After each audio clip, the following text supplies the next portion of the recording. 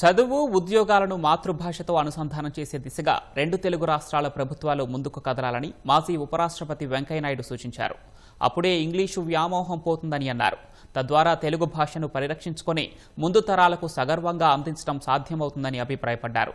ఆచార్య తూమాటి దొనతిమ్మరాయ చౌదరి దొనప్ప శతజయంతి సంవత్సరం 30వ వర్ధంతిని పురస్కరించుకొని విజయవాడ పిబి సిద్ధార్థ కళాశాలలో నిర్వహించిన విశిష్ట తెలుగు దిగ్దర్శనం పుస్తకాన్ని వెంకయ్యనాయుడు ఆవిష్కరించారు. తెలుగు భాషను కాపాడుకోమని చెప్పాల్సి రావడం దౌర్భాగ్యం. తెలుగు భాష మాట్లాడకపోతే మాట పడిపోయినట్టే. ఎంతో మంది మహనీయుల యొక్క కృషి ఫలితంగా మనకి భారత ప్రభుత్వం తెలుగుకు ప్రాచీన భాష హోదా ఇచ్చింది.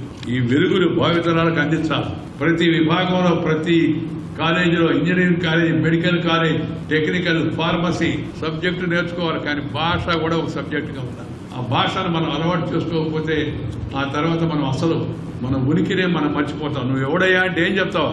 నాకు తెలుగు రాదు, కానీ తెలుగు అని మా పెద్దోళ్ళు చెప్పారండి అని చెప్తే ఎంత సిగ్గుచేటుగా ఉండదు చెప్పండి.